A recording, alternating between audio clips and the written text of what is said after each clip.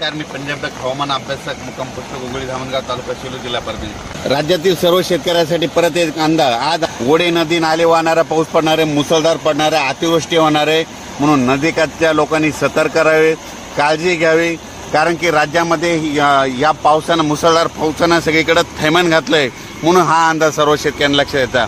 राज्यात एकंदरीत परिस्थिती पाहिजे तर पूर्व विदर्भ, आज पूर्व विदर्भात तिकडल्या भागामध्ये वर्धा, नागपूर, भंडारा, गोंदिया तिकडल्या भागामध्ये तिकडल्या पावसाचा जोर उसळ, आणि पश्चिम विदर्भ आणि मराठवाड्यातला जोर मात्र आज 2 तारखेपर्यंत असाच राहणार आहे, म्हणून हा अंदाज लक्षात येता।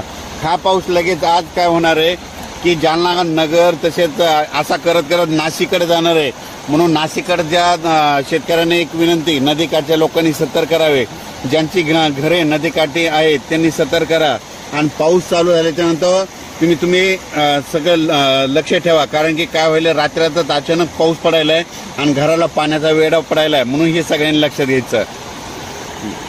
तसेच लातूर भागातील शेतकऱ्यांचं नेमकं सोयाबीन काढायला आलेलं आहे, तर लातूर भागातील सर्व शेतकऱ्याला सांगू इच्छितो, तुम्ही काय करा, 4 तारखेनंतर तुमच्या भागात पाऊस ओसरणार आहे, तुमच्याकडे ऊन पडणार आहे।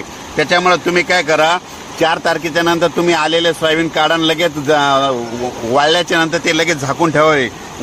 तसेच झालं तर लगेच म्हणजे 2 म्हणजे आज 2-3 म्हणजे 2 आणि 3 सप्टेंबर आज मराठवाडा, उत्तर महाराष्ट्र, पश्चिम महाराष्ट्र, कोकणपट्टी ह्या भागामध्ये आता हे पाऊस तिकडे जाणार आहे, तिकडे पावसाचा जोर वाढणार आहे, म्हणून हा अंदाज लक्षात घ्यायचा। फक्त मराठवाड्यात मात्र आजच्या दिवसात मुक्काम आहे, 3 आणि 4 तारखेला देखील पाऊस राहणार आहे, पण एवढा मोठा पाऊस पडणार आहे म्हणजे ऊन पडणार आहे आणि दुपारनंतर जोरात पाऊस येणार आहे, म्हणून हा अंदाज लक्षात घ्यायचा।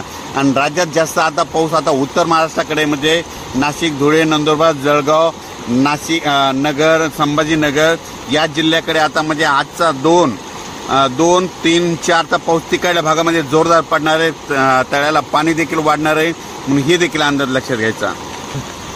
माझी शासनाला विनंती आहे की काय करावं की शेतीचे पंचनामे करावं आणि सर्व शेतकऱ्यांना मदत करावी। कारण की मी माझा स्वतः वैयक्तिक शेतकरी असताना माझ्या जवळपास 5 एकरचं सोयाबीनचं पीक वाहून गेलेलं आहे। वाटल्यास तुम्ही बघू शकता, म्हणजे शेतातून पाणी गेलंय आणि माझं स्वतःच नुकसान झालंय। तर असं असंख्य शेतकऱ्याचं महाराष्ट्रातल्या, मराठवाड्यातल्या सगळ्या शेतकऱ्याचं आतोनात नुकसान झालंय, त्यांचा पंचनामा करावा, त्या शेतकऱ्याच्या शेतात जाऊन पंचनामा करावा आणि शेतकऱ्याला तात्काळ मदत करावी। कारण की परत एक माझी महाराष्ट्रातल्या सर्व शेतकऱ्यांना विनंती आहे, तुम्ही काय करा, आज आणि उद्या तुम्ही तुमचा विम्याची क्लेम करा, म्हणजे तक्रार दाखल करा, ऑनलाईन तक्रार दाखल करा। ऑनलाईन तक्रार दाखल केल्याच्या नंतरच तुम्हाला ते नुकसान भरपाई भेटू शकते।